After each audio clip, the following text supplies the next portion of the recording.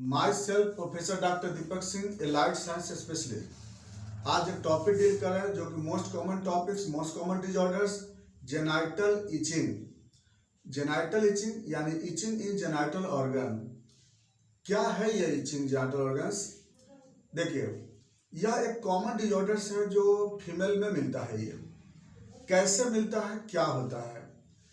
इसको हम बोलते हैं प्रूराइटस वल्वा भी बोलते हैं।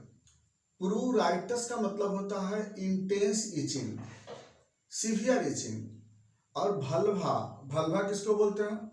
फीमेल जेनाइटल ऑर्गन्स में दो पार्ट होता है, external, internal. External genital organ में 6 पार्ट होता है, 6 part. Mons pubis, clitoris, labia minora, labia majora, perineum and vestibule. ये 6 पार्ट होते हैं जिसको वल्वा कहते हैं। इसको हम एक्सटर्नल जेनाइटल ऑर्गन भी कहते हैं। तो ये जो बाहर का ऑर्गन जिसको हम बोलते हैं, इसको बोलते हैं मॉस प्यूबिस।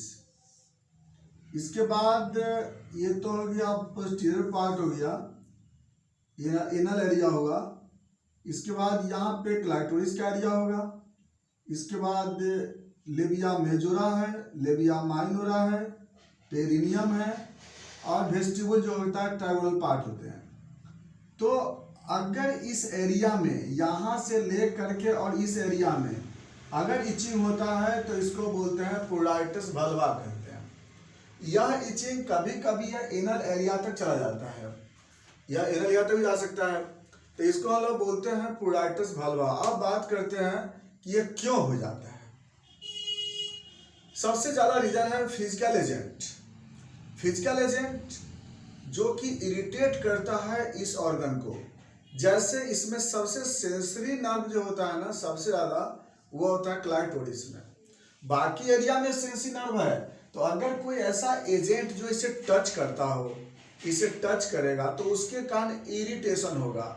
जैसे फिजिकल एजेंट में क्या होंगे सबसे इंपॉर्टेंट, जैसे स्मॉल हेयर या फिर क्लॉथ, ऐसा कोई सिंथेटिक क्लॉथ, उसके भी इरिटेशन से ऐसा हो सकता है। तो ज़्यादातर कॉज में इरिटेशन जो होता है फिजिकल एजेंट्स में यही दो आता है। या कभी वल्वल पैड लंबे समय तक यूज करते हैं तो उस केस में भी इरिटेशन आ सकता है। फिजिकल एजेंट में यही आता है। नेक्स्ट आते हैं हम लोग केमिकल एजेंट। केमिकल एजेंट में क्या होता है, जैसे सबसे ज़्यादा इसमें है यूरिन का केमिकल। यूरिन में कोई ऐसे कंपोनेंट जो ज़्यादा अमाउंट में अगर पास करेगा तो उसके इरिटेशन से यहाँ पर इचिंग होती है। जैसे यूरिन में क्या मिलेगा आपको सबसे ज़्यादा अमाउंट में? Oxalic acid. ऑक्जेलिक एसिड अगर ज़्यादा अमाउंट में पास करेगा तो ऑक्जेलिक एसिड एक इरिटेटिंग केमिकल है। Number 2 uric acid. Uric acid अगर ज़्यादा अमाउंट में अगर पास करता है यूरिन से, उस केस में भी इरिटेशन होता है। इसके बाद यूरिन में गैलेक्टोज मिलना। गैलेक्टोज कब मिलता है? जब कोई लैक्टेटिंग मदर होती है या फिर कोई ऐसा चाइल्ड जो कि ज़्यादा लैक्टोज कंटेनिंग डाइट लेता हो, तो उस कंडीशन में क्या होगा कि यूरिन में गैलेक्टोज ज़्यादा मिलेगा। उस कंडीशन में क्या होगा, यूरिन ज़्यादा मिलने के कारण क्या होगा, जब वहाँ पे जब सब्सटेंस अगर ज़्यादा पास करेगा गैलेक्टोज तो उसके कारण भी इरिटेशन होता है। तो ये भी आपको इचिंग प्रोड्यूस करता है। तो इचिंग में यूरिन का ये जो केमिकल होता है, यह केमिकल कभी कभी ड्राई अप भी हो जाता है, और ड्राई अप होने के कारण भी यहाँ पे इरिटेशन होती है। तो केमिकल एजेंट में ये ज़्यादा कॉमन होता है। दूसरा होता है अगर कोई लिकोडियल फ्लूइड अगर यहाँ पर ड्राई अप हो जाता है, लिकोडियल फ्लूइड, तो इसके ड्राई अप होने के कारण भी यहाँ पर इरिटेशन होता है और यहाँ पर इचिंग प्रोड्यूस होता है। नेक्स्ट आते हैं फिर कोई एलर्जन केमिकल। एलर्जन केमिकल में कोई ऐसा केमिकल जो वहाँ पर एक्सपोज करते हैं, जैसे कभी डीओ है या फिर परफ्यूम है, कोई क्रीम है या फिर स्पर्मिसाइडल क्रीम है। तो ये सब क्रीम अगर बाय द वे या केमिकल अगर यूज होता है तो इसके भी इरिटेशन से या इसका क्या होता है, इसका एलर्जी भी प्रोड्यूस होता है वहाँ पे, इसके कारण भी वहाँ पर इचिंग होता है। कभी कभी कोई ड्रग्स वगैरह यूज करते हैं तो उसके कारण भी इरिटेशन या इचिंग होता है वहाँ पे। इसके बाद पीएच चेंज होने से, जैसे वहाँ का पीएच अगर बेसिक अगर हो जाता है तो बेसिक होने से क्या होता है कि इरिटेशन प्रोड्यूस हो सकता है उसमें, ये भी आपका इचिंग का प्रोड्यूस करने का कारण होता है। नेक्स्ट अब आते हैं हम लोग, अगला कॉज है इस्नोफिलिया। इस्नोफिल बढ़ा किसी और कारण से। इस्नोफिल बढ़ने का कारण क्या होता है, बॉडी में कहीं पे कोई फंगल इन्फेक्शन है, कहीं भी एलर्जी का प्रॉब्लम है, या इंटेस्टाइन में पैरासाइट का प्रॉब्लम है, तो उस केस में क्या होता है कि इस्नोफिल का काउंट बढ़ता है। इस्नोफिल क्या होता है, जब भी इस्नोफिल का काउंट नॉर्मल से ज़्यादा हो जाता है तो यहाँ के सेल को इरिटेट करता है। वो एक्सेस इस्नोफिल जो होता है उससे बनता है ECFA, और ECFA जो होता है यह भल्वा के सेल्स को इरिटेट करता है, इसके कारण यहाँ पर इचिंग प्रोड्यूस करता है। ये इस्नोफिलिया भी बहुत बड़ा फैक्टर होता है इचिंग प्रोड्यूस करने के लिए। नेक्स्ट आते हैं हार्मोनल फैक्टर।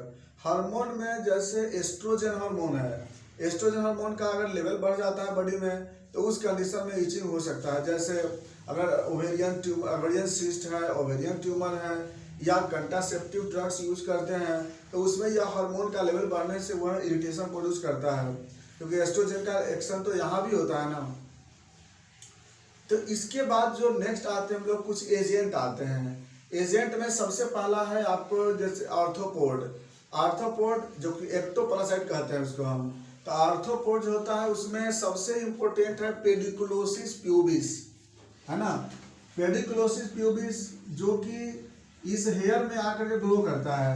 तो पेडिकुलोसिस प्यूबिस या एक पारस आर्थ्रोपोड है, और इसके कारण यहाँ पर इचिंग होता है।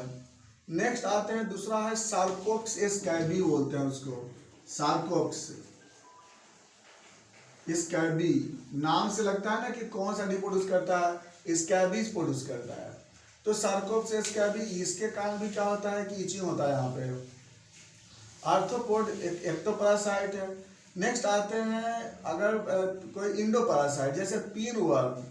पिनवर्म क्या होता है कि जनरली पिनवर्म का जो इन्फेक्शन होता है वो तो इंटेस्टाइन में होता है, लेकिन पिनवर्म जो होता है एडल्ट पिनवर्म ओवा प्रोड्यूस करने के लिए कहाँ पे आता है, एनस के राउंड में।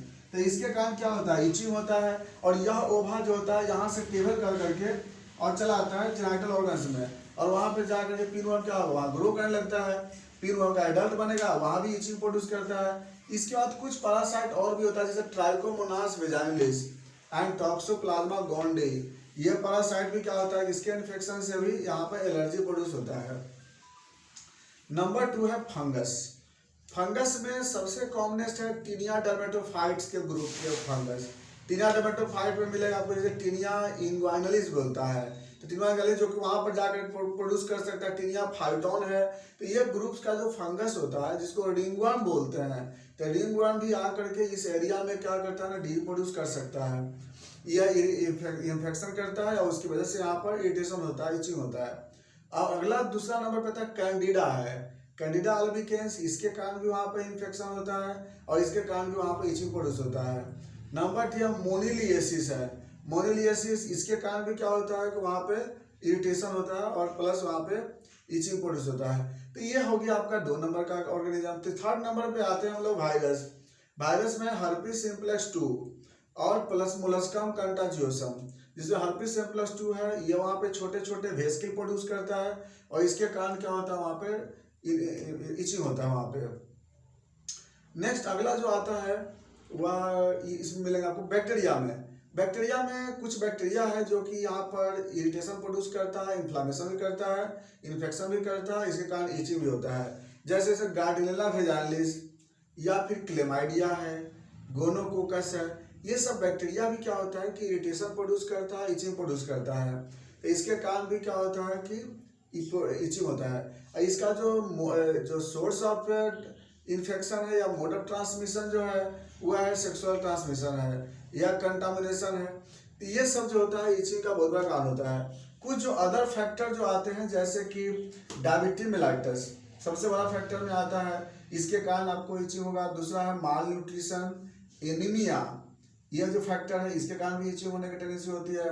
विटामिन डिफिशियंसी, या फिर हाइजीन अगर वहाँ पे गड़बड़ रहेगी तब, लेस हाइजीन वहाँ पे रहता है तो, या फिर बेसिक सोप यूज करने से हो सकता है, प्रॉपर क्लीनिंग करने से नहीं हो सकता है।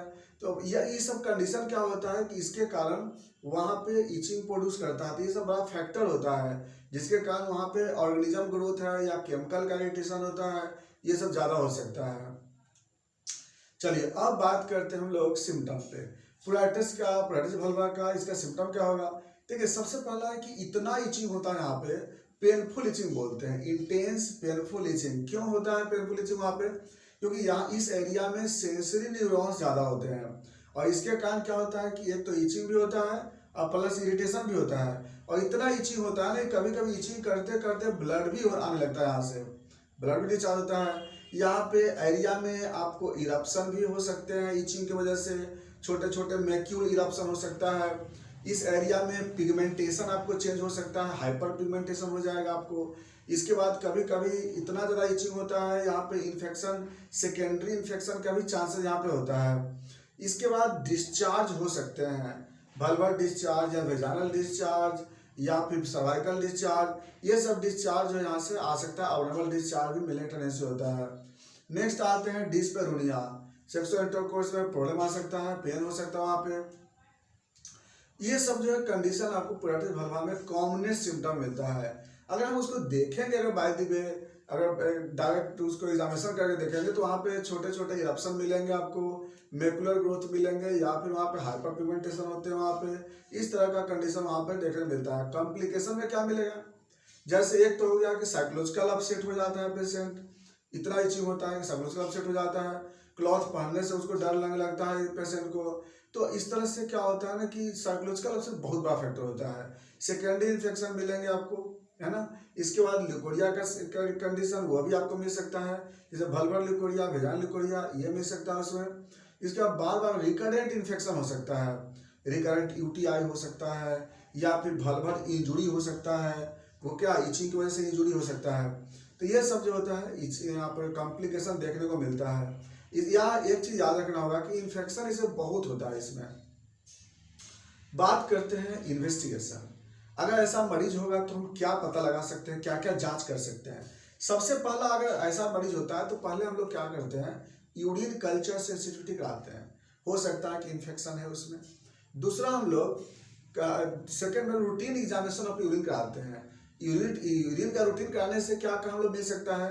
हो सकता है कि उसमें शुगर बना हुआ शुगर प्रेजेंट मिल सकता है, हो सकता है यूरिक एसिड मिल सकता है ज़्यादा उसमें, ये हम लोग करा के देख सकते हैं। यूरिन में आपको ये जांच करा के देख सकते हैं। नेक्स्ट मतलब ब्लड शुगर जांच करा सकते हैं, ब्लड शुगर में ग्लूकोज लेवल बढ़ा रहेगा। नेक्स्ट सीरम यूरिक एसिड करा सकते हैं, इसमें यूरिक एसिड का लेवल आपको बढ़ा सकता है। नेक्स्ट टीएलसी करा सकते हैं, बढ़ा सकता है। डीएलसी में इस्नोफिल काउंट बढ़ा सकता है इसमें। इसके तो ये सब जो है ना, ये हम लोग जांच करा कर देख सकते हैं। बाकी अगर जरूरत पड़ता है तो वो ट्रांसवेजाइनल सोनोग्राफी भी करा के देख सकते हैं। ऐसे इसकी जरूरत तो नहीं पड़ती है, ये हम लोग डायरेक्ट इतना जांच कर करके मैनुअल डायग्नोसिस काफी सफिशिएंट है।